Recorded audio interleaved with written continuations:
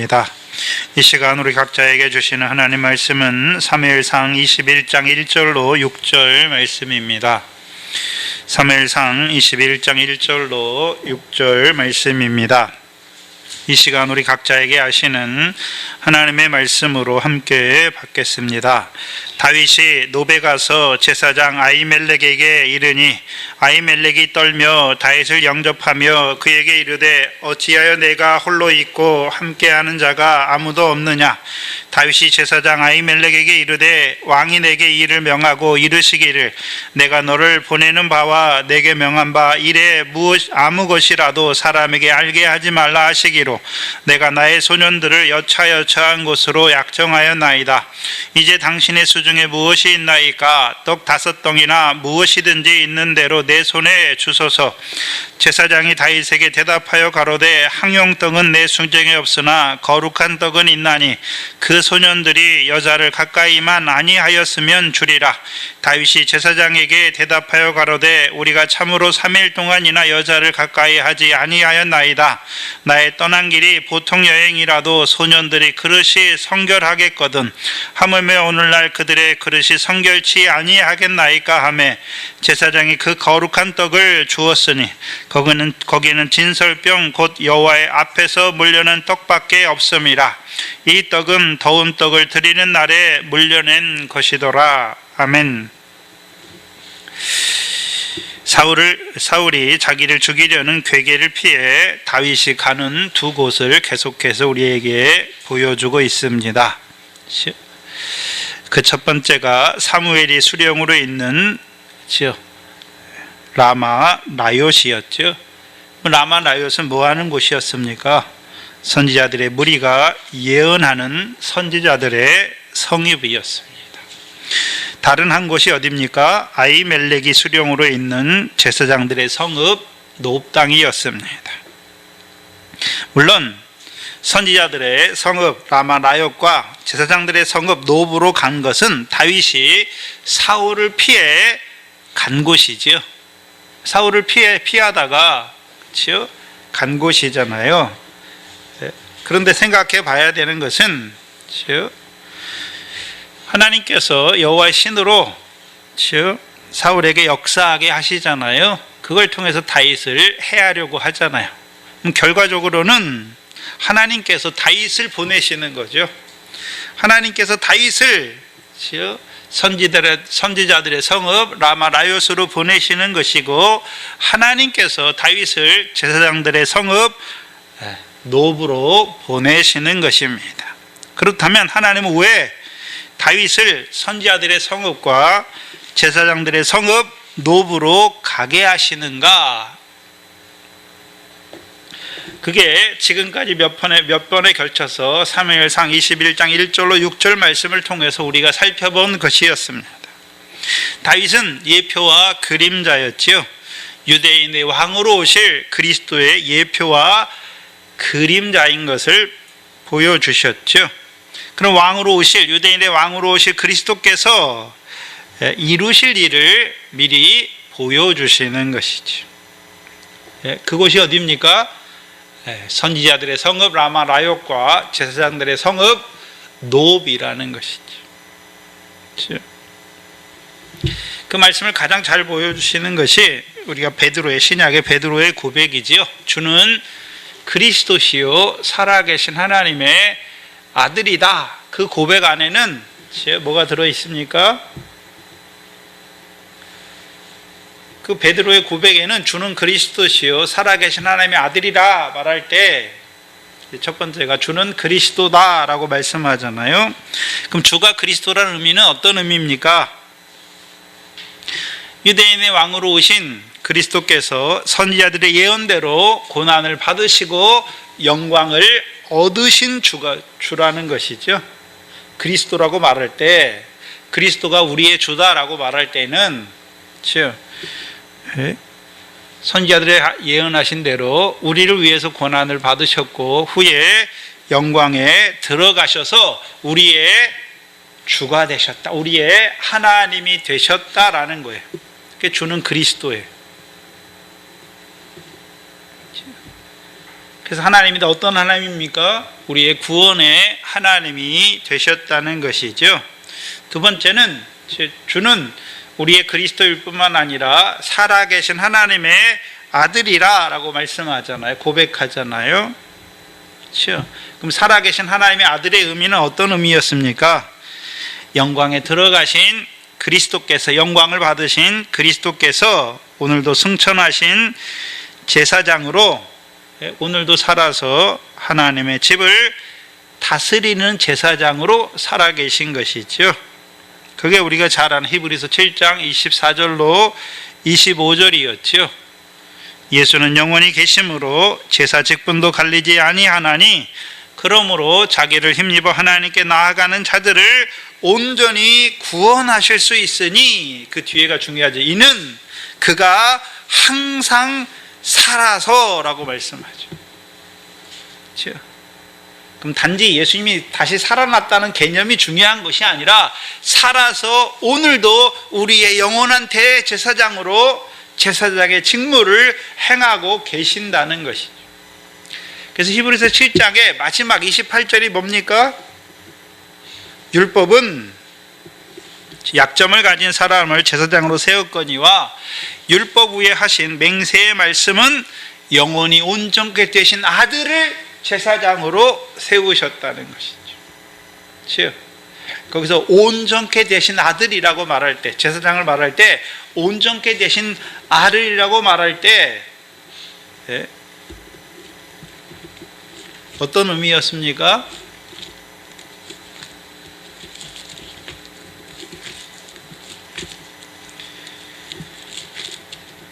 히브리서 5장이었지요.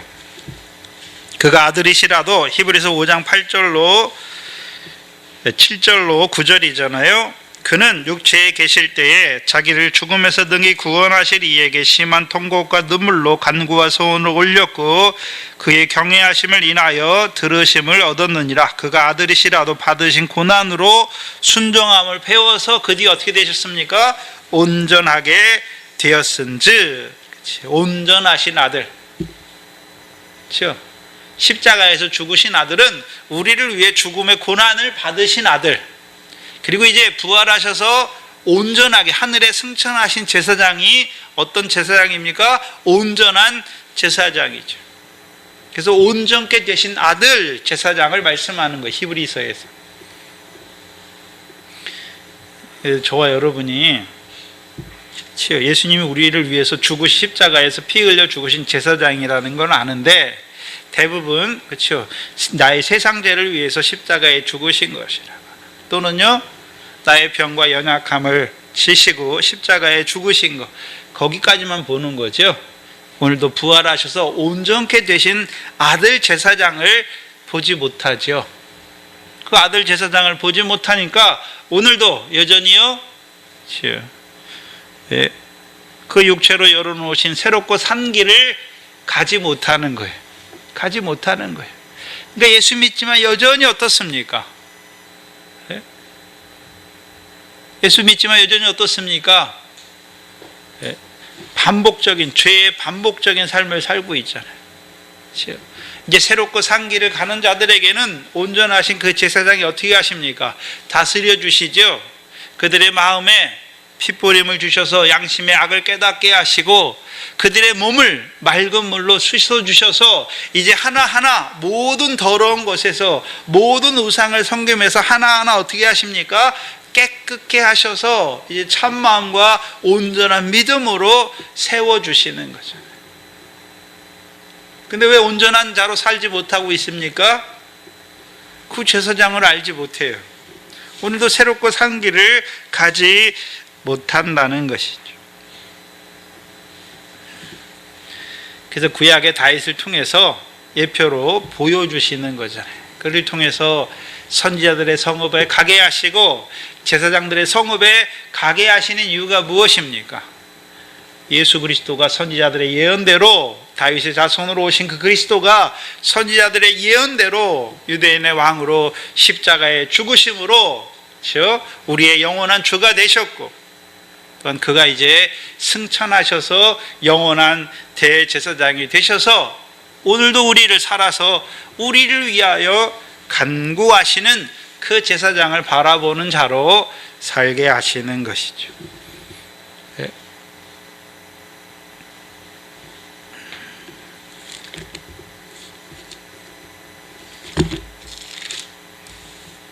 특별히 지난 시간에는 욥당의 제사장들을 통해 신약의 제사장으로 세움받은 우리들의 삶, 제사장으로서의 삶이 어떠해야 되는지를 본으로 보여주셨죠. 그렇죠? 그러면 그 욥당에 있는 제사장들은 그렇죠? 실로를 떠난 자들이죠. 그렇죠? 그렇죠? 그럼 그들은 뭘 받습니까? 하나님의 심판을 자치하는 제사장 노릇하는 그 조상들이 제사장 노릇했던 그 실로를 떠나는 것이죠. 그렇죠? 아비의 죄를 고집하는 것이 아니라 그 아비의 죄의 결국을 보는 자들은 그 결국이 그 하나님의 심판을 떠나는 거라 말이죠. 마치 아브라함이 창세기 12장에서 본토 친척 아비 집을 떠난 것처럼 이들도 어떻습니까? 그 죽은 자리를 떠나는 거예요. 그러면 생각해야 되는 그때 욥당의 제사장들만 실로를 떠나야 하는 것입니까? 오늘 우리도 하나님의 기도하는 집을 장사하는 집이나 도적의 구렬로 만드는 그곳을 떠나야 하는 것이죠. 떠나지 못하면요, 거기서 함께 하나님의 심판 가운데 멸망하는 자가 되는 것이죠. 떠나서 어디로 갑니까? 욥당으로 가는 것이죠. 욥의 뜻은 높다라는 것이죠. 하나님의 높으신 뜻을 깨닫는 자리로 가는 것이죠. 그럼 하나님의 높으신 뜻이 무엇이었습니까? 우리를 그리스도 안에서 제사장으로 세우신 그 하나님의 뜻을 찾고 구하고 이루는 자로 살아가는 땅이 욥당이에요. 또한 우리를 에봇을 입은 제사장으로 세우신 그 하나님의 높으신 뜻을 찾고 구하고 이루는 자로 살아가는 땅이 어디입니까? 그것이 욥당입니다. 그래서 저와 여러분이 늘 그리스도 안에서 우리를 제사장으로 세우신 그 하나님의 뜻을 구하는 자로, 또한 그리스도 안에서 우리에게 에봇을 입은 제사장으로 세우신 그 하나님의 뜻을 구하는 자로, 이루는 자로 살아가야 하는 것이죠. 그것이 어디입니까? 제사장들의 성읍 욥이에요. 그럼 오늘날 욥이 어디 있습니까? 오늘날 욥이 어디 있나요? 어디 있는 것이 아니라 오늘 우리를 산돌이신 예수 그리스도 안에서 우리를 신령한 제사장으로 세우신 그 하나님의 뜻을 이루는 곳이 어디입니까? 그게 욥당이에요.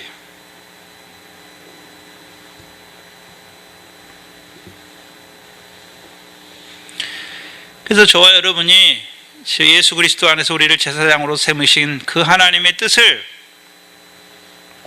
구하고 이루는 제사장으로 살아갈 때 우리의 삶이 늘 에봇을 입은 자로 살아갈 수 있는 것이죠. 늘 하나님의 뜻만 찾는 자로 살아갈 수 있는 것이죠. 그게 저와 여러분의 욥당이에요. 근데 문제는 오늘 그리스도 안에서 부르심을 받았지만 하나님의 뜻이 무엇인지 그걸 찾지 않아요. 즉 대부분 뭘 찾습니까? 내 뜻이 이루어지는 것, 내 생각이 이루어지는 것, 내 욕심이 이루어지는 것, 내 소원이 이루어지는 것, 내 욕망이 이루어지는 것. 그것을 다른 말로 예수를 빙자하여 자기 육체의 소욕을 이루려고 하는 것이죠. 그 하나님의 뜻이 아니에요. 우리가 하나님 나라의 백성이잖아요. 그럼 우리에게 누구의 뜻이 이루어져야 되는 것입니까? 하나님의 뜻이 이루어져야 하는 것이죠. 우리의 뜻이 이루어지는 것이 아니란 말이죠.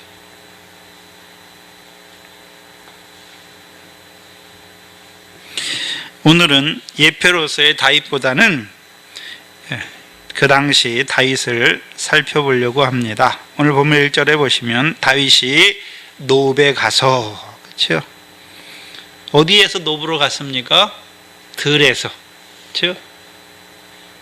들에 있다가 요나단을 통해서 사울이 자기를 해하려고 결심한 것을 알면서 노브로 가는 것이지요.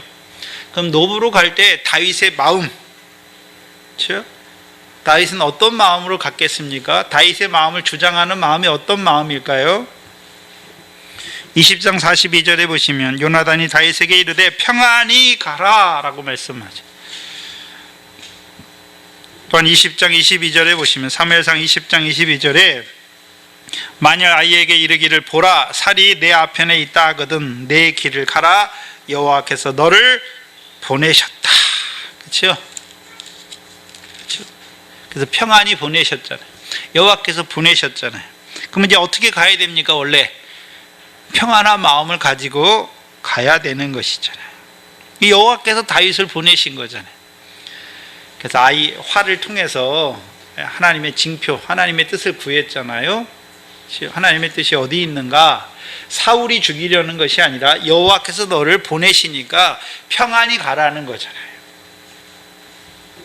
근데 노브로 가는 다윗의 마음에 평안이 있을까요?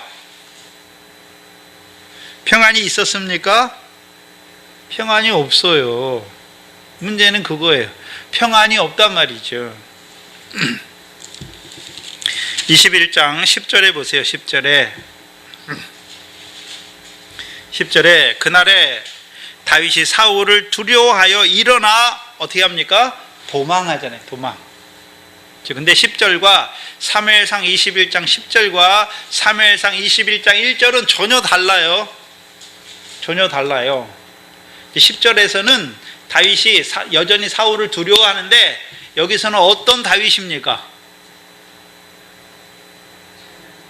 1절과 10절은 전혀 다르잖아요. 이제 10절, 1절 이제 와서 노업당의 제사장을 통해서 진설병도 먹었고 골리앗의 칼도 받았잖아요. 받았지만 여전히 누굴 두려워하고 있습니까? 10절에서는 사울을 두려워하는 거죠. 그럼 하나님이 그를 롭당으로 보냈는데 왜 보냈습니까? 궁극적으로는 진설병을 먹은 자로 살게 하시기 위해서 보내신 것이고 이제 골리앗의 칼을 다시 가진 자로 살게 하기 위해서 보낸 거잖아요. 근데 그게 이루어졌잖아요. 그 제사장을 통해서 진설병도 주셨고 먹었고 또요 그 골리앗의 칼도 가진 자지만 여전히 누구를 두려워하고 있습니까? 사울을 두려워하여 도망하고 있잖아요. 이게 10절이에요. 근데 1절은 어떻습니까? 그러면 오늘 본문 1절은 다윗이 노베 갔잖아요.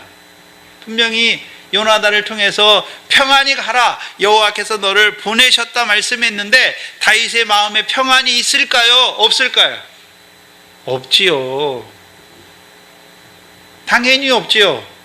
진설병을 받고 먹고 그 골리앗의 칼을 받았음에도 불구하고 사울을 두려워해서 도망가는데 그것도 없는 다윗이 노브로 가는 다윗이 마음이 어땠겠습니까?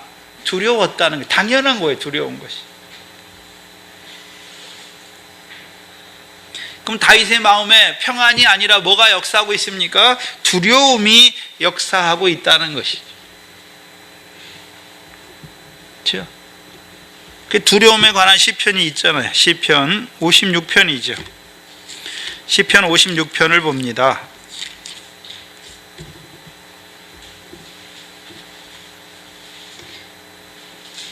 시편 56편을 보시면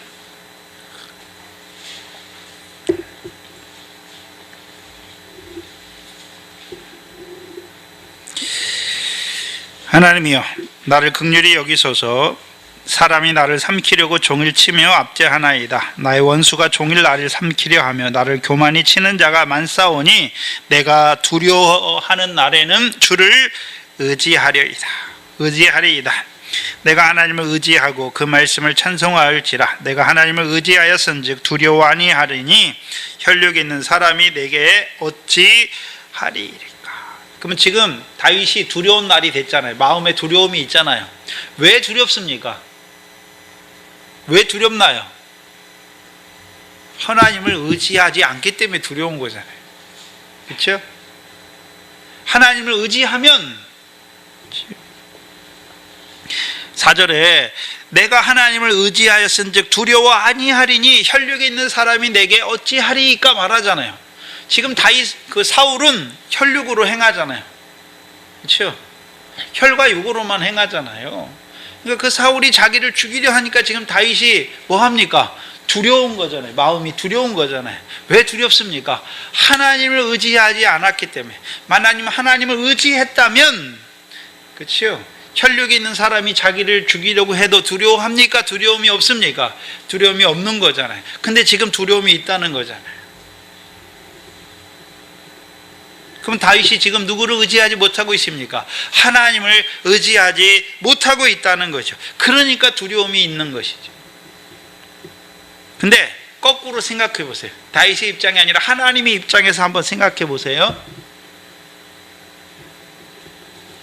하나님이 지금 사울에게 하나님이 부르신 악신이 역사하게 해서 다윗을 해하려고 하잖아요. 예? 그걸 다른 말로 연단하시는 거죠. 다윗을 연단하시는 거예요. 연단의 목적이 뭡니까? 하나님을 의지하게 하려고. 하나님을 의지하게 하려고 하시는 거예요. 다윗으로 하여금 하나님만 의지하게 하시려고 그 사울을 통해서 다윗을 연단하시는 거예요. 근데 그걸 보지 못하잖아요. 그럼 우리가 생각해야 되는데, 그럼 그 전에 다윗이 천부장으로 일할 때 누가 함께 하셨습니까? 여호와께서 함께 하셨어요. 여호와께서 함께 하시니까 다윗이 어디를 가든지 지혜롭게 행하잖아요. 그걸 보고 오히려 사울은 두려워했잖아요. 두려워했는데 이제 21장에서는 오히려 누가 누구를 두려워합니까? 다윗이 사울을 두려워하고 있단 말이죠. 하나님이 함께 하시는 자인데, 여호와가 함께 하시는 자임에도 불구하고 왜 다윗의 마음에 두려움이 역사하는가 하는 것이죠. 하나님을 의지하지 못하기 때문에. 그러면 어떤 하나님을 의지하지 못한다는 말입니까? 블레셋과의 싸움에는 하나님을 의지하잖아요. 그러니까 두려움이 없어요. 지혜롭게 행해서 이겨요. 근데 어떤 하나님을 의지하지 못하고 있습니까? 악한 자 사울을 들어 자기를 연단하신 하나님을 의지하지 못하는 것. 그 말은 무슨 말이냐면, 자기는 그 사울의 신하로서 천부장으로서 하나님과 함께해서 잘하고 있는데, 사울은 어떻게 합니까? 자꾸 자기를 죽이려고 하잖아요. 그럼 뭘 보지 못하고 있습니까? 사울이 자기를 죽이려고, 혈육이 있는 사울이 자기를 죽이려고 하는 것만 보는 거예요. 그 뒤에, 그 배후에 누가 있습니까? 하나님이 계시잖아요. 하나님이 그 악한 사울을 통해 다윗을 연단하시는 그 뜻을 알지 못하는 거죠. 하나님이 악한 자를 통해서 다윗을 연단하시는 그 하나님을 아직 깨닫지 못하는 거예요. 보지 못한단 말이에요.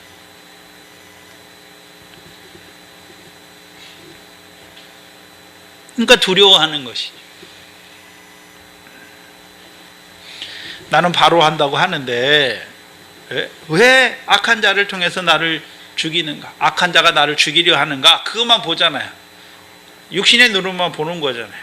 신령한 눈을 보면 선한 일을 하는 자에게 하나님이 악한 자를 통해서 핍박하시고 나를 죽이게도 하시잖아요. 왜 그렇게 하십니까? 8번째 복이 임하게 하기 위해서 그렇게 하는 거잖아요. 그걸 보지 못하는 건단 말이죠. 다윗이 그렇죠? 이제 악한 자 사울을 통해서 자기를 연단하시는 하나님의 뜻이 이제 다 깨달아지고 온전히 하나님만 의지하잖아요. 시편 56편이 그래서 기록한 거죠. 하나님만 의지하잖아요. 그게 신약의 바울의 고백이죠. 고린도후서 1장 8절로 9절에 바울의 고백이에요. 형제들아, 우리가 아시아에서 당한 환난을 너희가 알지 못하기를 원치 아니하노니 힘에 지나도록 심한 고생을 받아 살 소망까지 끊어지고 우리 마음의 사형 선고를 받은 줄 알았으니 이는 우리로 자기를 의뢰하지 말고 오직 죽은 자를 다시 살리시는 하나님만 의뢰하게 하려 하심이라. 그러면 그걸 깨닫지 못할 때, 그렇죠? 이 사도 바울의 마음에도 어떤 문제가 있었겠습니까? 왜 복음의 증인의 일을 하는 우리에게 왜 하나님께서 악한 자를 통해서 이렇게 핍박을 주시고, 그렇죠? 사망 선고를 받은 그 자리까지 내려가게 하시는가? 그걸 몰랐을 때는 어떻게 했습니까? 답답했겠죠. 두려워도 했겠죠. 그 권세를 인해서. 근데 그걸 깨닫고 나서는 어떻게 합니까? 자기를 의뢰하지 말고 죽은 자를 다시 살리시는 하나님만 의뢰하게 하시려고 하시는 것이구나. 다윗이 그 연단 가운데 고백하잖아요. 뭐라고 고백합니까? 나는 죽은 개와 같고 벼룩과 같다라고 고백하는 자가 되는 것이죠. 즉, 왜 이 연단이 필요합니까? 하나님이 쓰시는 자에게는 반드시 이 연단이 필요해요. 사울은 이런 연단이 없어요. 왕이 되기 전에 이런 연단이 필요하단 말이죠. 즉, 죽은 개와 벼룩 같은 자가 돼야 그를 하나님이 들어서 쓰셔서 그를 통해서 큰 일을 이루실 때에도, 그렇죠? 자기를 자랑하지 않는 자가 되는 거예요. 그게 연단의 목적이에요. 그게 믿음의 과정이에요. 예? 믿음을 자라게 하는 과정 중에 하나가 뭡니까? 연단이에요. 연단. 욥의 연단이 있고 다윗의 연단이 있지요. 근데 우리가 시험과는 차이가 있어요. 시험과 연단은 차이가 있어요. 시험과 연단은 차이가 있어요. 연단은 믿음이 어린 자에겐 연단이 없어요. 시험이지, 시험. 시험은 왜 주십니까? 우리가 잘 아는 신명기 8장 2절 3절이죠. 신명기 8장 2절 3절을 보세요. 이 시험을 주시는 목적이 나와요.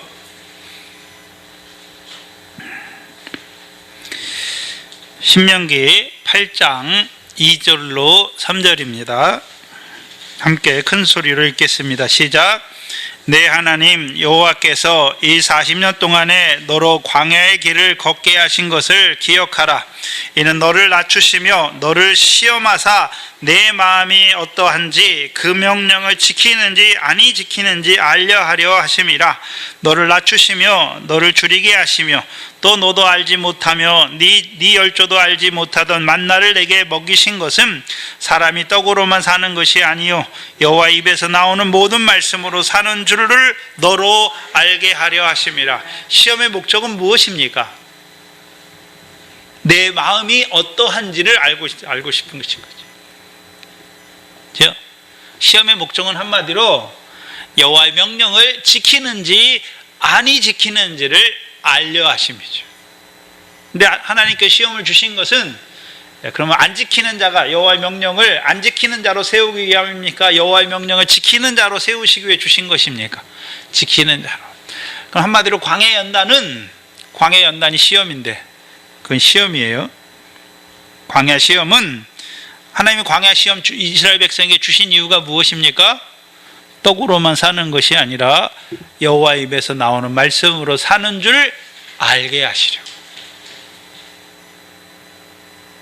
그럼 이 광야 시험을 거치면 어떤 자가 됩니까? 믿음이 생겨요. 어떤 믿음이 생깁니까?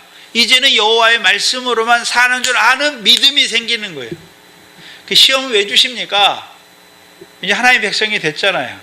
물세례 받았잖아요. 이제요 떡으로만 사는 것이 아니라 옛날에 내가 애굽에서 살 때 육신의 거로만 사는 것이 아니라 이제 여호와 입에서 나오는 말씀으로 사는 줄 알게 하시고. 어떤 믿음이 됐습니까? 아는 믿음이 됐단 말이에요. 뭘 아는 믿음이 됐습니까? 떡으로만 사는 것이 아니라 이제 여호와 입에서 나오는 말씀으로 사는 줄 아는 그 믿음으로 세우시는 거예요. 근데 연단은 어떻습니까? 연단은 믿음이 있는 자에게 주시는 거잖아요. 네? 그래서 우리가 잘 아는 욥기 23장 10절에 주께서 나를 연단하신 후에는 내가 정금같이 나오리라 라고 말씀하잖아요. 원래 돌을 정금 같게 하십니까? 금을 정금 같게 하시는 것입니까? 금을 정금 같게 하시는 것이죠. 한마디로 이미 믿음이 있는 자들을 어떻게 하십니까? 그 믿음을 온전케 하시기 위해 주시는 것이 무엇입니까? 그게 연단이에요.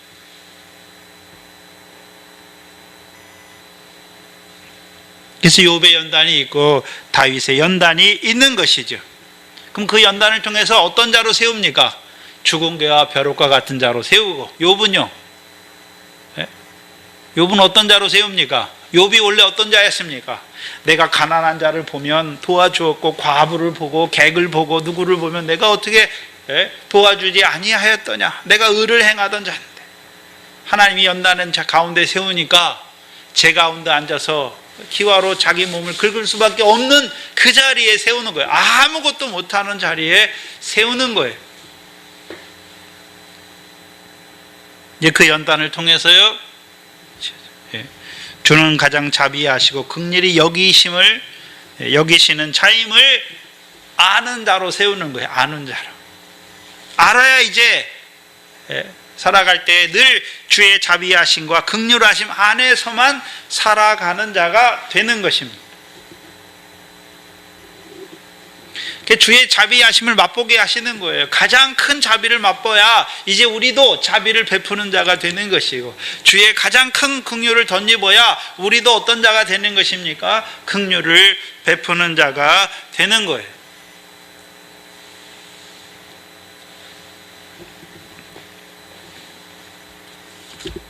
근데 다윗이 그걸 몰라요. 그러니까 어떻습니까? 두려워하는 거예요. 하나님이 악한 자 사울을 통해서 자기를 연단하신 그 하나님의 뜻을 깨닫지 못하니까 노브로 가긴 가는데 두려움 가운데, 평안이 아니라 두려움 가운데 가는 거잖아요. 그러면 그 일에, 모든 일의 배후에 누가 계십니까? 하나님께서 계시잖아요. 하나님께서는 다윗을 어떤 자로 세우시기 위해요? 평안을 가진 자. 언제 평안이 임합니까? 주의 자비와 긍휼을 맛볼 때 우리 마음에 안식이 임하는 거죠. 쉼이 임하는 거예요. 근데 그걸 깨닫지 보지 못하니까 가긴 가는데, 그렇죠? 두려운 마음이 역사하는 거예요. 근데 가서 제사장 아히멜렉에게 이릅니다. 아히멜렉이 떨며 다윗을 영접하죠. 영접하기는 하는데 이 엘리멜렉도 뭐 합니까? 떨잖아요. 여기 떤다는 것은 두려워 떠는 거예요. 다윗도 두려움을 가지고 가니까 이 제사장 아히멜렉도 두려워 떨면서 영접 안 하는 건 아니죠. 영접하잖아요. 영접하긴 하는데 떨며 영접하는 거잖아요. 우리가 사무엘상 16장을 한번 보세요. 16장 4절에 16장은 이제 하나님이 사울을 버리셨고 이 사무엘에게 베들레헴에 가서 내가 예선한 자에게 기름을 부으라 하시잖아요. 그래서 이 사무엘이 기름을 가지고 베들레헴으로 가요. 4절에 사무엘이 여호와의 말씀대로 행하여 베들레헴의 이름에 성읍 장로들이 뭐 합니까? 떨며라고 말하죠. 떨며.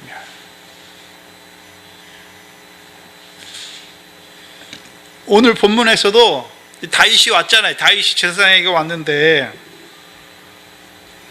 이 아히멜렉이 뭐 합니까? 영접하긴 하는데 뭐 합니까? 떨며 두려워 떠는 거잖아요. 그러면 이 아히멜렉이 다윗 때문에 두려워 떨었겠습니까? 사울 때문에 두려워 떠는 것입니까? 예? 왜 아히멜렉이 왜 다윗을 보고 두려워 떨까요? 다윗을 죽이려는 사울의 의도를 알고 있기 때문에 떠는 거잖아요.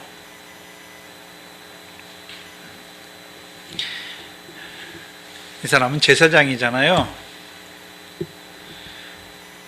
그래서 이 사울이 다윗을 죽이려고 시도한 게 8번이에요. 8번. 18장 10절부터 여호와의 악신이 역사하니까 다윗이 죽이려고, 사울이 다윗을 죽이려고 해요. 근데 그거 시도하는 게 10번이에요. 10번. 두 번째는 메랍을 통해서 블레셋 사람의 손에 붙여 죽이려고 하고, 또 미갈을 통해서 다윗을 죽이려고 시도하고, 이제 19장 1절에는 신하들한테 다윗을 죽여라 명해요. 예? 근데 요나단을 통해서 말리잖아요. 그 뜻을 꺾으시죠. 그리고 19장 8절에 악신이 역사하니까 자기 맹세도 저버리고 다윗을 죽이려고 해요. 그리고 또 사자들을 다윗의 집에 보내서 죽이려고 하잖아요. 그리고 이제 라마 라요까지 쫓아가서 어떻게 합니까? 죽이려고 해요. 그리고서요 월삭의 식사에서 어떻게 합니까? 다윗을 죽이려고 하잖아요. 총 8번에 걸쳐 다윗을 죽이려고 해요. 그럼 생각해 보세요. 다윗을 죽이려는 시도가 아주 은밀하게, 아무도 모르게 은밀하게 행하는 것입니까? 다른 사람들을 다 알까요? 일반 백성들도 다 알아요. 우리가 좋은 거는, 그렇죠? 여러분, 어떤 교회에서 소문이 도는데, 우리 소문이 돌 때 좋은 소문, 선한 일을 한 소문이 광범위하게 빨리 퍼집니까? 나쁜 소문이 빨리 퍼지나요? 예?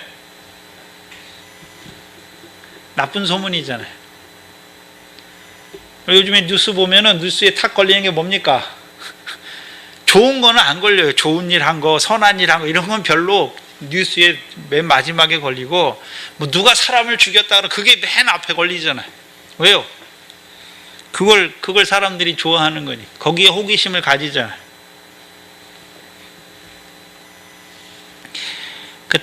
사울이 다윗을 8번에 걸쳐서 죽이려고 하는데, 그걸 누가 모르겠습니까? 다 알아요, 백성들이. 그럼 하물며 일반 백성들도 다 아는데, 이 대제사장 이 아히멜렉이 그걸 어떻게 몰랐을 리가 없습니까? 몰랐을 리가 없어요. 근데 그래서 그에게 묻잖아요. 내가 어찌하여 내가 홀로 있고 함께하는 자가 아무도 없느냐라고 말하잖아요. 그럼 전에 지금 이 다윗과 아히멜렉 한 번 만난 게 아니잖아요. 몇 번 만났었지요. 두려워 떨면서 뭘 묻습니까? 네가 왜 혼자냐? 라고 묻잖아요. 그럼 전에 올 때는 항상 어떻게 왔습니까? 왕의 천부장으로 왔단 말이죠. 왕의 천부장으로 와서 블레셋이 왔는데 하나님의 뜻을 물었잖아요. 근데 지금 어떻습니까? 혼자 오잖아요. 혼자 왔잖아요. 뭔가 이상한 낌새를 느낀 거예요, 지금. 그러니까 2절에 다윗이 제사장 아히멜렉에게 이르되 왕이 내게 일을 명하고 이르시기를 내가 너를 보내는 바와 내가 명한 바의 일을 아무 것이라도 사람에게 알게 하지 말라 하시기로 내가 나의 소년들을 여차여차한 것으로 약정하였나이다. 그럼 다윗이 이 말이 참말입니까? 거짓말입니까? 사울이 이렇게 말했나요? 말하지 않았나요? 거짓말이잖아요. 거짓말이 사울이 이렇게 말하지 않았잖아요. 사울이 자기를 죽이려고 하니까 지금 도망간 거잖아요. 근데 우리가 봐야 되는 것은 사무엘상 19장을 한번 봐야 되는데,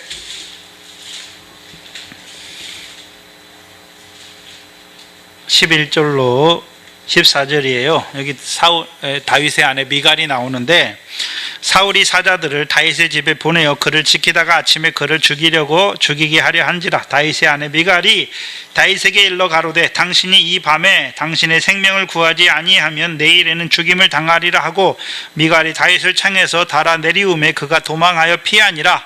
미갈이 우상을 취하여 침상에 뉘고 염소털로 엮은 것을 그 머리에 씌우고 의복으로 그것을 덮었더니 사울이 사자들을 보내어 다윗을 잡으려 하매 미갈이 가로되 병들었느니라. 그렇죠? 근데 병들었습니까? 이미 도망갔습니까? 거짓말 했잖아요. 또 누가 거짓말합니까? 요나단이 월삭의 자리에서 거짓말하자. 다윗의 요청을 듣고서 다윗이 월삭의 식사 자리에 안 나오니까 이제 이튿날 되니까 사울이 물었죠. 다윗이 왜 안 나왔느냐 말하니까 거기서 참말을 들에 숨어 있습니다 라고 말합니까? 거짓말합니까? 거짓말 하잖아요. 거짓말. 그런데 이 미갈의 거짓말과 요나단의 거짓말은 공통된 점이 있어요. 누구 때문에 거짓말합니까? 다윗 때문에. 다윗의 생명을 살리기 위해서 거짓말하는 것이죠.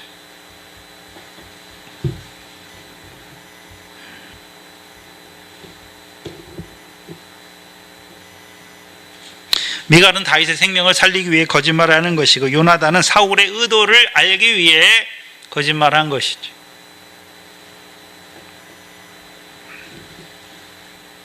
그럼 다윗도 여기서 거짓말하잖아요.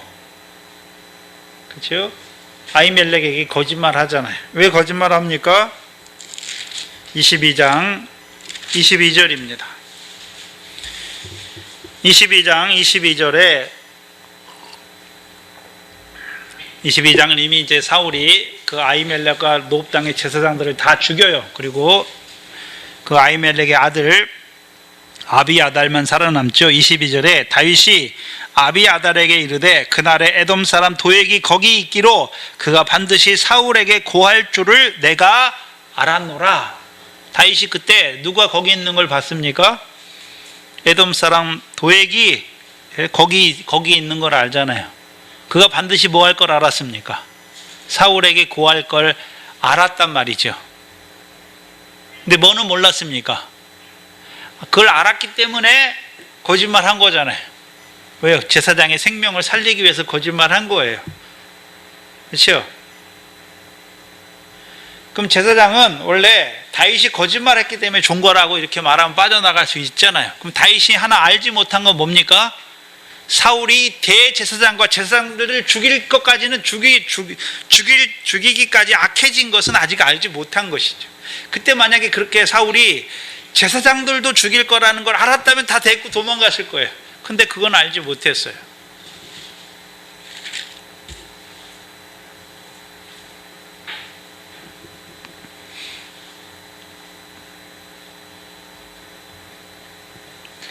도액 사람이 거기, 그 에돔 사람 도액이 거기 있었기 때문에 그가 사울에게 고하면 이 대제사장이 자기 때문에 다칠까봐, 그렇죠? 그 생명을 위해서 거짓말을 한 것이죠. 3절에 이에 당신의 수중에 무엇이 있나이까? 그렇다고 생각해야 되는 것은 우리가 막 형제들에게 무조건 거짓말하는 게 아니에요. 알지 못하는 악한 자들이 할 때 그 생명을 살리기 위해서 거짓말을 한 거지, 성도들 사이에 뭘 거짓말하고 속이고 그건 아니에요. 그렇죠? 우리가 근데 사소한 것 때문에 거짓말해요. 그렇죠? 뭘 물어보는데 그것 때문에 뭘 거짓말하고 근데 그 거짓이 있기 때문에 하는 거예요. 대부분은 귀찮아서 그걸 다 설명해 주려면 귀찮으니까 그냥 대충 얼버무리면서 넘어가기 위해서 하는데, 우리가 성도들 간에서는 거짓말 않잖아요. 다윗이 요나단에게 거짓말합니까? 요나단이 다윗에게 거짓말하지 않잖아요. 생명을 해하려는 자들에게 생명을 보존하기 위해서, 생명을 위해서 거짓말하는 것이지, 성도들 사이에 교제하면서 아주 작은 것이라도 거짓말하는 거. 제가 그렇거든요. 이렇게 다 설명하기가, 저희 애들이 이제 뭘 물어보고 하면 그걸 다 일일이 다 설명하기가 뭐하니까 그냥 대충 얼버무리고 지나가는데, 조심해야죠. 3절에 보시면 이에 당신의 수중에 무엇이 있나이까? 떡 5덩이나 무엇이든지 있는 대로 내 손에 주소서. 다윗이 지금 제사장이 와서 구하잖아요. 뭘 구하러 왔습니까? 그럼 다윗은 노브 땅에 왜 왔습니까? 떡 5개나 떡 5덩이나 당신의 수중에 먹을 것이 있는 것을 구하러 왔죠. 먹을 것을 구하러 왔잖아요. 근데 우리가 생각해야 되는 것은 이 노브 땅의 제사장들은 실로에 있는 제사장의 삶의 자리를 떠났잖아요. 자기들을 제사장으로 세우신 그 하나님의 높으신 뜻을 이루는 자로 살고 있고, 또요 에봇을 입은 제사장으로 살고 있잖아요. 그런데 다윗이 지금 온 것은 제사를 드리러 온 건 아니잖아요. 제사를 드리러 온 건 아니잖아요. 그렇죠? 그럼 다윗이 원래 왔으면 다윗이 뭐 해야 되나요? 다윗은 제사를 위해 나아간 게 아니잖아요. 에봇을 입은 제사장 앞에 나아간 거잖아요. 그럼 뭘 물어봐야 됩니까? 하나님의 뜻을 물어봐야 되잖아요. 하나님의 뜻을 물어봐야 되잖아요. 왜 하나님은 악한 자 사울을 들어? 왜? 자기를 해하려고 하는 그 하나님의 뜻을 물어봐야 되는데 그걸 묻지 않는 거예요.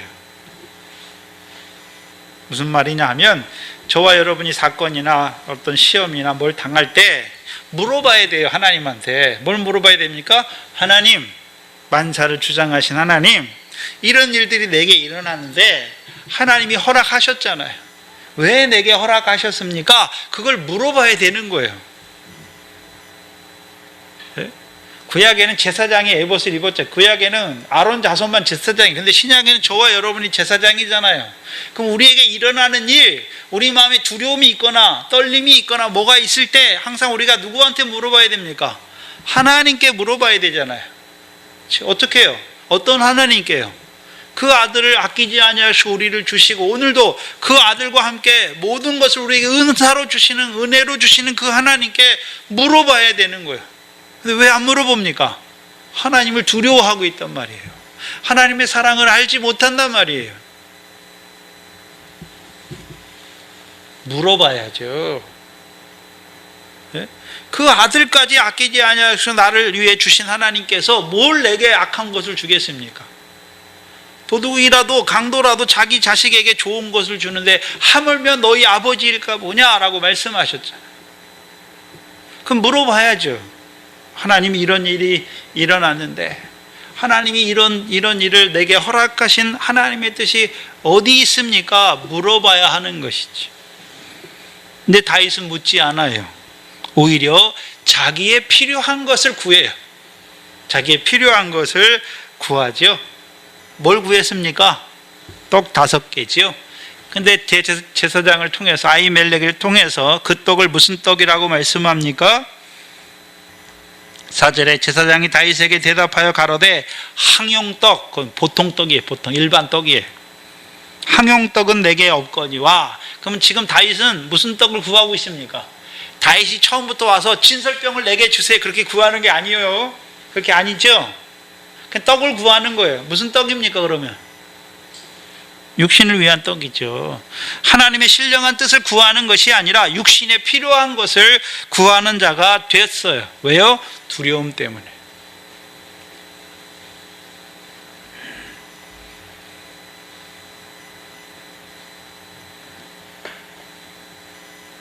4절에 제사장이 다윗에게 대답하여 가로되 항용떡은 내 수중에 없으나 거룩한 떡은 있나니 그 소년들이, 여기 부녀가 아니라 여자예요. 여자를 가까이만 아니하였으면 주리라 라고 말씀하세요. 이씨 여자예요. 부녀라고도 번역할 수 있는데 여기서 여자라는 개념이에요. 그럼 제사장이 다윗에게 대답하죠. 다윗이 물었잖아요. 떡 5개가 있느냐, 나에게 줄 수 있느냐 물으니까 제사장이 다윗에게 대답해요. 여기 중요한 게 있어요. 다윗에게 대답할 때 그냥 대답하는 게 아니에요. 그냥 대답하는 게 아니에요. 22장 9절 10절이에요. 사무엘상 22장 9절 10절을 보시면 9절 10절을 보세요. 사무엘상 22장 9절 10절에 때에 에돔 사람 도액이 사울의 신하 중에 섰더니 대답하여 가로되 이새의 아들이 노베 와서 아히도베의 아들 아히멜렉에게 이른 것을 내가 보았는데 아히멜렉이 그를 위하여 여호와에게 묻고 그에게 식물도 주고 블레셋 사람 골리앗의 칼도 주더이다. 잘 보셔야죠. 그냥 다윗에게 진설병을 그냥 줬습니까? 여호와께 묻고 줬습니까? 여호와께 묻고 준 거잖아요.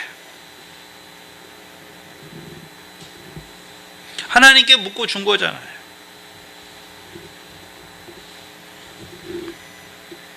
여호와께 묻고 다윗에게 식물, 곧 진설병을 준 것이죠. 근데 이 에돔 사람 도액은 그게 진설병인지 뭔지 몰라요. 그냥 식물로만 말하는 것이죠.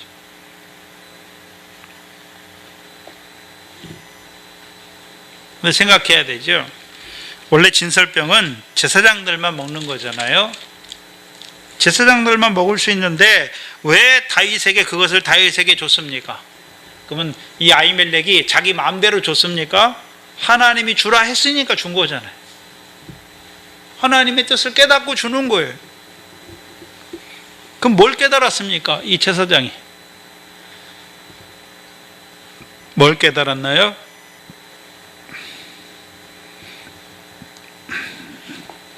자기 조상 엘리에게 주신 하나님의 말씀을 깨달은 거예요. 사무엘상 2장 35절이죠.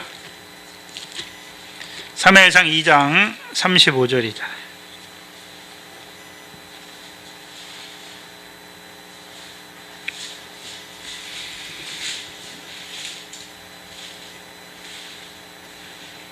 (2장 35절이죠) 사무엘상 2장 35절인데 2장 35, 27절에 보세요. 27절에 보시면 하나님의 사람이 엘리에게 와서 그에게 이르되 여호와의 말씀에 라고 말하죠. 그게 이 36절까지의 말씀이에요. 전반부는 엘리 집에 대한 심판을 말씀하시고 35절은요, 그럼 심판받으면 제사장의 가문이 다 끊어지잖아요. 근데 35절에 뭐라고 말씀하십니까? 내가 여호와께서 내가 나를 위하여 충실한 제사장을 일으키리니 라고 말씀하셨죠. 그렇죠?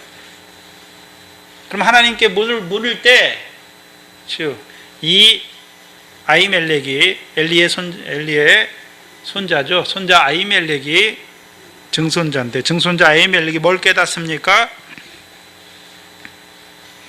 하나님이 일으키시는 충실한 제사장을 미리 보는 자가 돼요. 미리 보는 자가 되는 거예요. 그때는 깨닫지 못했는데 이제 하나님께 물을 때 하나님이 깨닫게 하시는 거죠.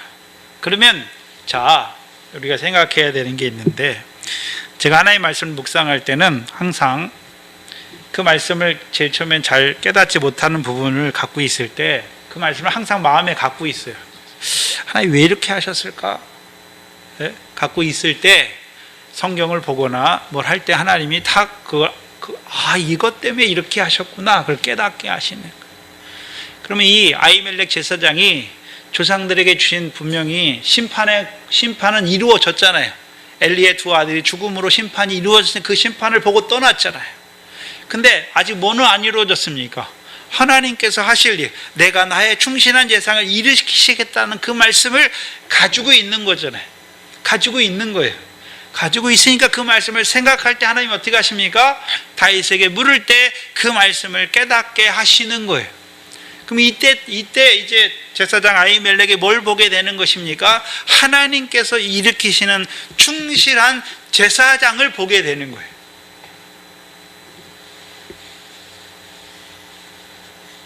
그럼 하나님이 일으키시는 제사장,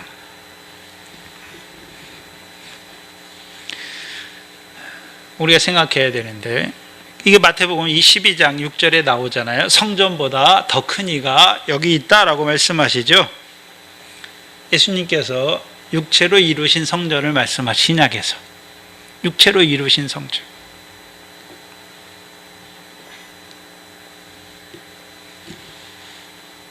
히브리서 10장 10절이죠.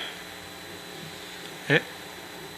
그가 단번에 죽으심으로 우리가 거룩함을 입었다. 영원한 한 죄를 위한 영원한 제사를 드리신 제사장이죠.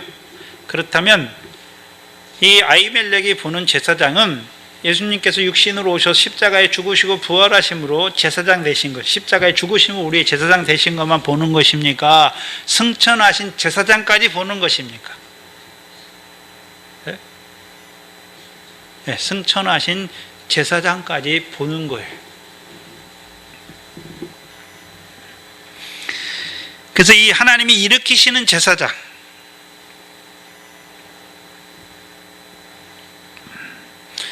죽은 자 가운데서 일으키시잖아요. 그래서 하나님 보좌 우편에 앉히시는 거죠. 일으키신다는 개념은 죽은 자 가운데 있는 그를 일으키셔서 하나님 보좌 우편에 제사장으로 앉히는 거죠. 승천한 제사장을 말하는 거예요. 35절에 보시면 내가 나를 위하여 충실한 제사장을 일으키리니 그 사람은 내 마음 내 뜻대로 행할 것이라. 내가 그를 위하여 견고한 집을 세우시는 것이죠. 하나님이 그 제사장을 위하여 견고한 집을 세우시는 거예요. 그럼 신약에는 누가 집입니까? 제사장으로 말미암아 누가 집인가요? 고린도전서 3장 9절이잖아요. 네? 고린도전서를 한번 보세요. 고린도전서 3장 9절을 보시면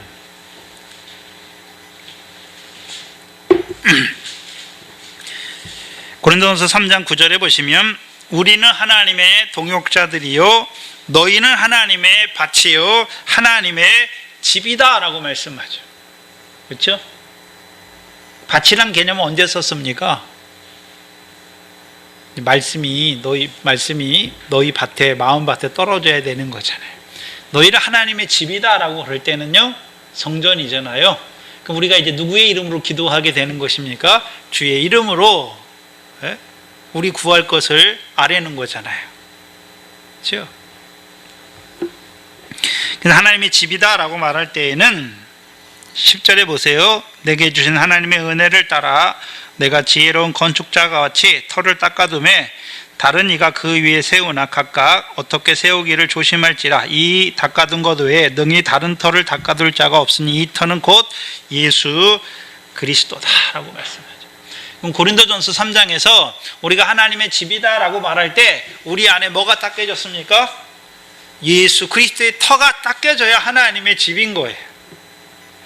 그렇죠? 그런데 사무엘상 2장 35절에서는 하나님께서 내가 제사장을 일으키시고 제사장을 위하여 집을 세우는데 그냥 집입니까? 견고한 집을 세우시겠다라고 말씀하셨습니까? 네? 견고한 집을 세우시는 거죠. 고린도전서에는 그냥 집이에요. 예수 그리스도의 터가 닦여진 게 그냥 집이에요.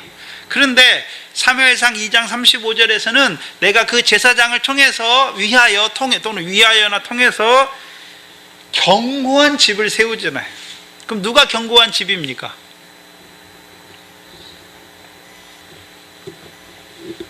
네? 누가 견고한 집인가요? 그리스도 예수의 터가 닦여진 자들이 하나님의 견고한 집이에요. 그렇죠? 그리스도 예수의 터가 닦여진 자들이 하나님의 견고한 집이에요. 왜 견고한 집이라고 말씀하십니까? 네? 왜 견고한 집이라고 말씀하십니까?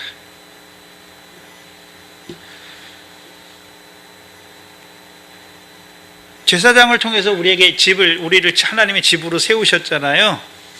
그럼 다윗의 자손으로 오신 제사장, 로마서 11장 26절이잖아요. 시온에서 오시는 구원자, 그 구원자가 우리를 어떤 자로 야곱집에 경건치 아닌 것을 없이 하시잖아요.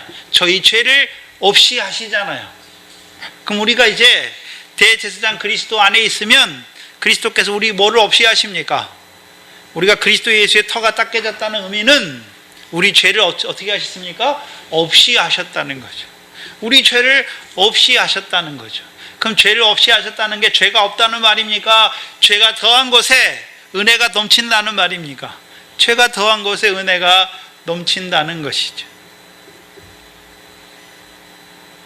다른 말로 하면요, 그리스도 예수 안에 있는 생명의 성령의 법 안에서 죄와 사망의 법에서 늘 해방된 자로 살아간다는 것이죠.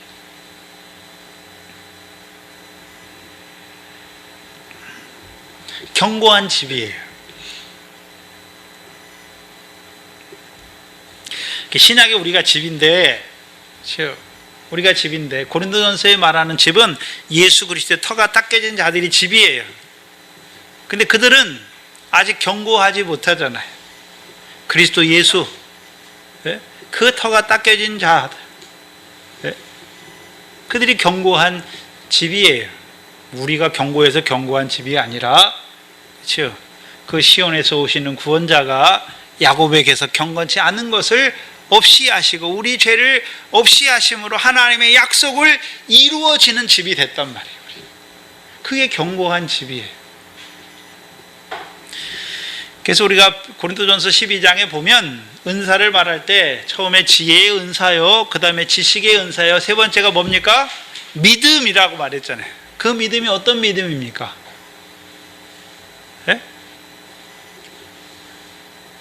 그게 갈라디아서 3장 26절이잖아요.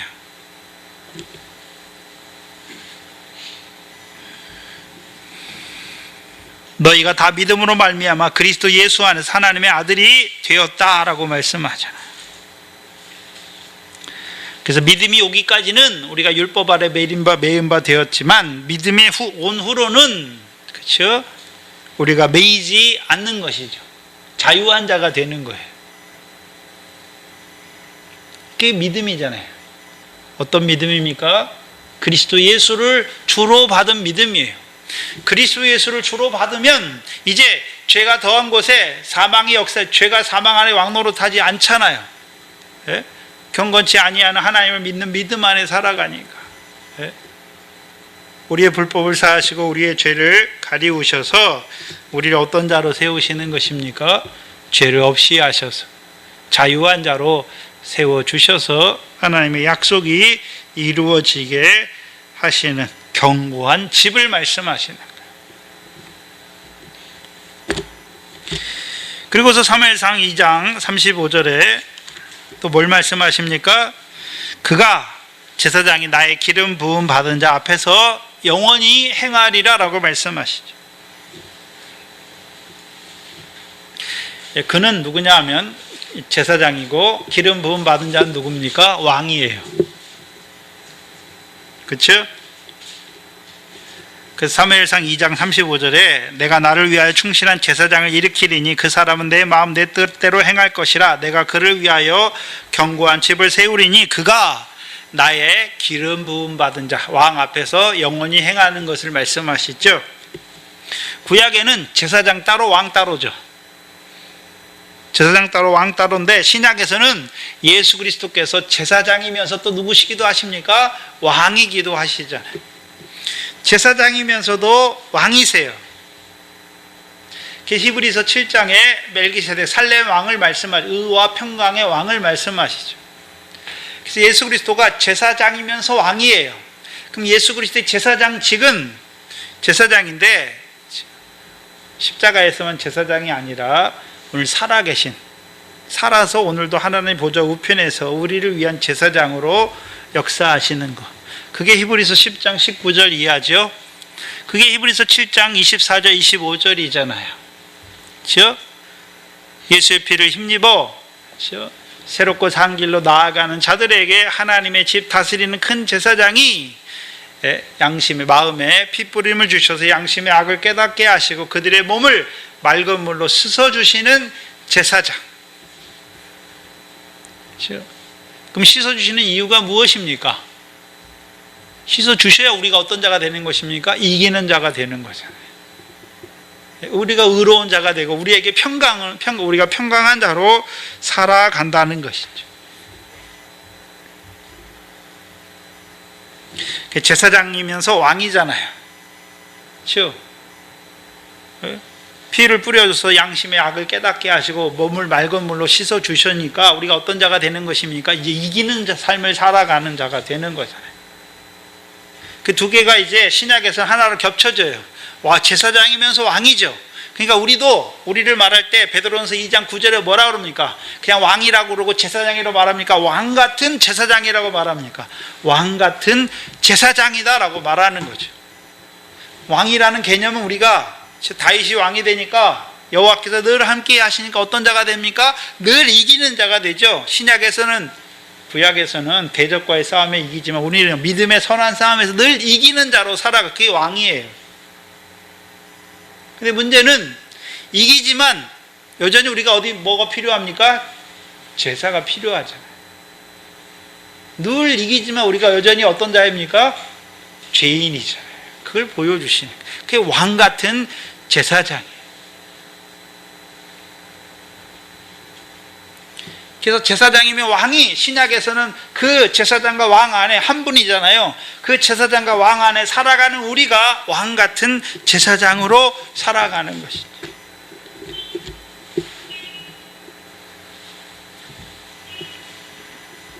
그게 계시록 5장 10절이죠. 그리스도께서 피로 우리를 값주고 사셔서 우리로 저희로 우리 앞에서, 우리 하나님 앞에서 나라와 제사장을 삼으셨으니 저희가 땅에서 왕 노릇하는 거죠. 나라와 제사장으로. 그러면 왕의 다스림을 받는 우리가 나라가 되는 것이고 제사장으로 살아가는 자들이 되는 거예요. 그래야 땅에서 왕 노릇하는 자들이 되는 것이죠. 저와 여러분이 이김의 생활은 한마디로 유업을 잇는 생활이에요. 유업을 잇는 자로, 이기는 자로 살아가지만 여전히 우리에게 뭐가 필요합니까? 자비와 긍휼이 필요한 것이죠. 그게 사도 바울의 고백이죠. 나는 죄인의 괴수라고 하는 사도 바울의 고백이에요. 그렇다면 이제 왕 같은 제사장으로 살아가게 하기 위해서 주시는 것이 무엇입니까? 그게 진설병이에요. 왕 같은 제사장으로 살아가게 하시기 위해서 주시는 것이 진설병이란 말이죠. 이 진설병을 레위기서에 뭐라고 그랬습니까? 이스라엘을 위한 영영한 언약이다라고 말씀하죠. 언약이라고 말씀하시는 거예요.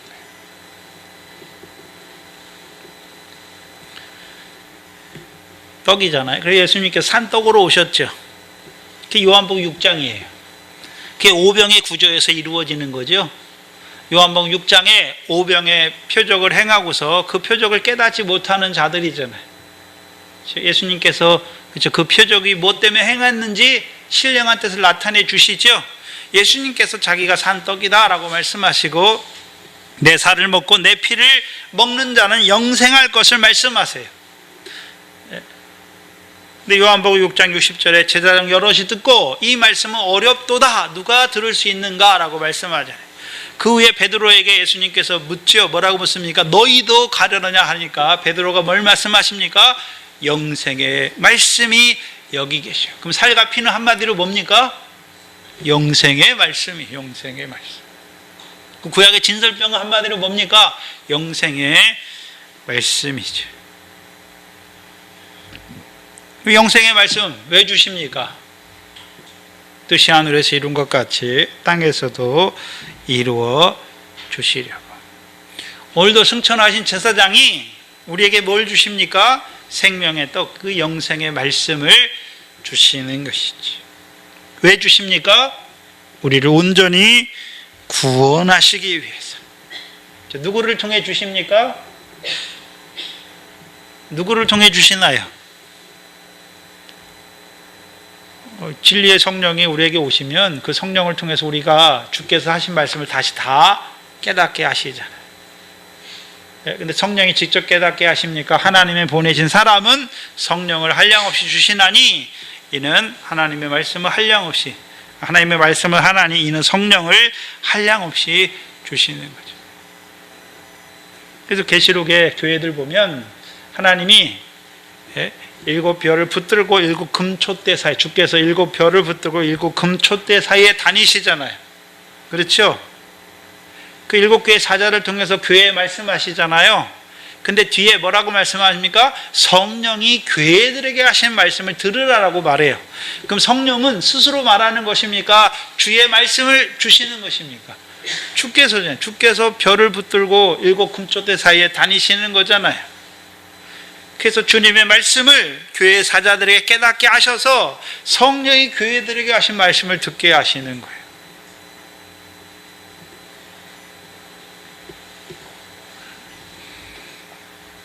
오늘도 그렇다면 우리에게 특별히 다윗의 자손으로 오신 그리스도 예수를 주로 받은 자들에게 오늘도 뭘 주십니까? 영생의 말씀을 주시는 거예요. 영생의 말씀. 이제 예수 그리스도를 믿고 죄사함하고 성령을 따라난 자에게 뭘 주고요? 미래 결실하게 하시는 말씀을 주는 거고, 이제 다윗으로 오신, 다윗의 자손으로 오신 예수 그리스도를 그리스도 예수를 믿는 자에게 뭘 주십니까? 영생의 말씀을 주시는 거죠. 달라요. 애굽에서 나왔어요. 그들에게 뭘 주십니까? 만나와 반석했던 물을 통해서 여호와의 말씀으로만 사는 줄 아는 자로 세우는 것이고, 이제 여호와의 말씀으로 사는 줄 알게 됐어요. 가나안 땅에 들어갔어요. 그들에게 뭘 주십니까? 미래 결실하게 하신 말씀, 보리에 결실하게 하시는 말씀을 주시는 것이고, 이제 다윗의 자손으로 오신 그리스도 예수를 주로 받은 자들에게 이제 드디어 무슨 말씀을 주십니까? 영생의 말씀을 주시는 것이죠. 근데 중요한 것은 이 진설병을 누구에게 주십니까? 누구에게 주신다라고 말씀했습니까? 4절에 거룩한 떡은 있나니 소년들이 누구만 가까이 아니하였으면요, 여자를 가까이만 아니하였으면 주리라 라고 말씀하죠. 그걸 다윗이 뭐라고 말씀합니까? 소년들의 그릇이 성결한 자, 그릇이 성결한 자에게 주는 거예요. 그릇이 성결한 자에게 주는 거예요. 그러면 그릇이 성결하지 못한 자에게는 주지 않아요. 그럼 그릇이 성결하지 못하다는 의미는 다른 말로 여자와 뭐 했습니까? 가까이 했단 말이죠. 여자에 가까이 했다는 말이 뭔가요?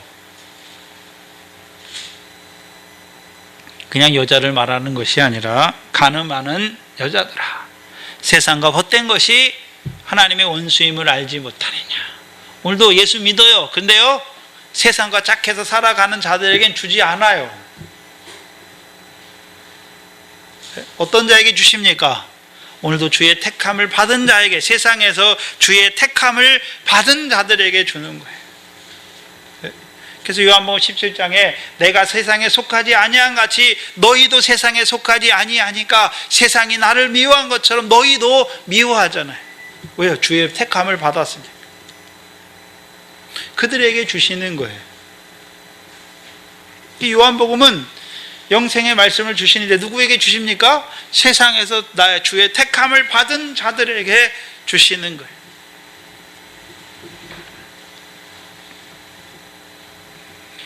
성결한 그릇에게, 성결한 그릇이 성결한 자에게. 신약의 그릇은 우리잖아요. 우리를 보고 그릇이라고 말하죠. 그래서 로마서 9장 23절에 영광을 받기로 예비한 긍휼의 그릇, 영광을 받기로 예비한 긍휼의 그릇이다라고 말해요. 그럼 로마서 9장 23절에 그릇이라고 말할 때 이미 6장에서 뭐가 나왔습니까? 그리스도 예수 합한 세례가 나오잖아요.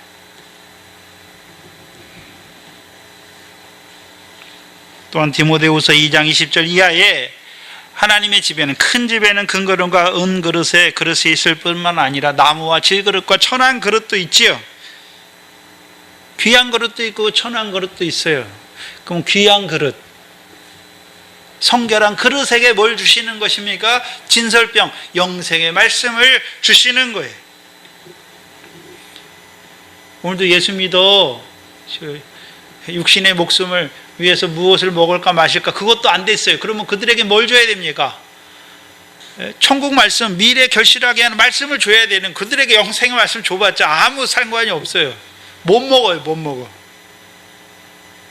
그들에게 미래 결실하게 하신 천국 말씀을 줘야 되고, 보리의 결실이 안 돼 있어요. 그럼 보리의 결실하는 말씀을 줘야 되고, 이제요, 그리스도 예수를 주로 받은 그들에게 이제 이 영생의 말씀, 진설병을 주는 것이죠. 오늘도 예수 믿지만 세상을 바라보는 자들에게 영생의 말씀 줘봤자 몰라요. 이제 세상 염려, 재리욕도 끊어줘야 되고, 이제 썩어질 거, 더러운 거, 새해지는 거, 그걸 바라보는 것이 아니라 하늘의 위에 있는 소망을 잊기를, 그 기업을 잊기를 바라는 그들에게 뭘 주시는 것입니까? 이 진설병을 주시는 거예요. 왜 주십니까? 6절에 보시면 이 제사장이 그 거룩한 떡을 주시는 거죠. 왜 거룩한 떡을 왜 주십니까? 거룩한 떡을 먹어야 모든 행실에 거룩한 자로 살아가게 되는 거예요. 그럼 영생의 떡, 진설병 왜 주셨습니까? 네? 거룩함을 입은 자들로 하여금 모든 행실에 거룩한 자로 살게 하시려고. 그래서 요한복음 9절은 하나님의 아들이 왔는데 왜 오셨습니까? 자유케 하시려고. 어디에서요? 죄의 종로로 타는 데서 자유케 하시는 거죠. 자유케 하신 십자가를 보여주시고, 그럼 자유케만 하십니까? 이제 요한복음 17장 17절이죠. 자유케 한 자들, 거룩함을 입은 자들에게 진리로 저희를 거룩하게 하옵소서. 아버지의 말씀은 진리니이다. 예수 그리스도는 말씀이잖아요. 요한복음 9조는 로고스예요. 로고스. 예수 그리스도가 말씀인데, 첫 번째는요, 우리를 죄의 종노릇하는 데서 자유케 하시는 말씀일 뿐만 아니라 우리에게 오늘도, 그렇죠, 진리로 아버지의 말씀으로 모든 행실에 거룩하게 하시는 말씀이에요. 그래서 복음과 진리잖아요.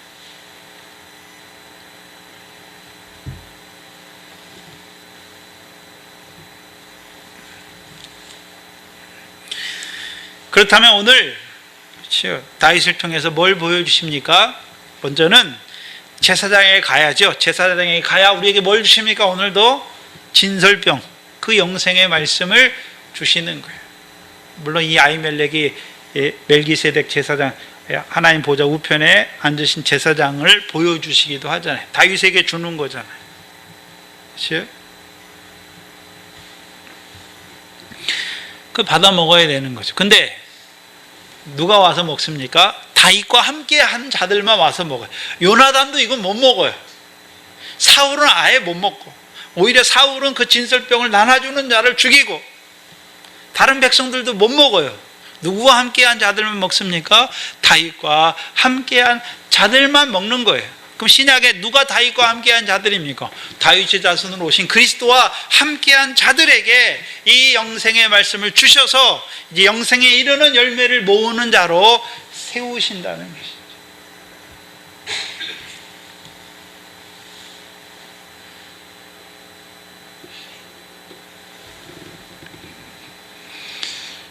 오늘도 이 거룩한 떡으로 말미암아 거룩한 삶을 살아가는 저와 여러분 되기를 주의 이름으로 축원합니다. 기도하겠습니다.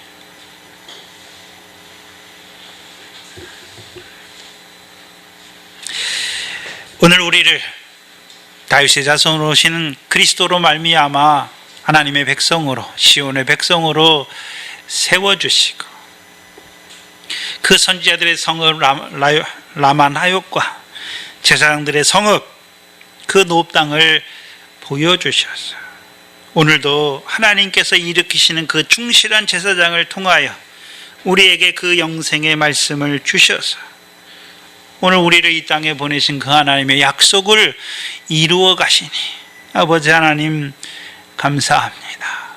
오인 은혜입니까? 미련한 저희들 이제는 미래 결실하는 자로, 보리의 결실하는 자로 자라게 하셨을 뿐만 아니라 오늘에게 이 진설병을 도와여 주셔서 우리를 모든 행실에 거룩한 자로 살게 하시기를 원하시는 아버지 하나님, 우리에게 주시는 이 영생의 말씀을 인하여 살아가는 한날 한날의 삶이 되게 하여 주시옵소서. 감사합니다. 예수님의 이름으로 기도하옵나이다. 아멘. 찬송가 493장입니다.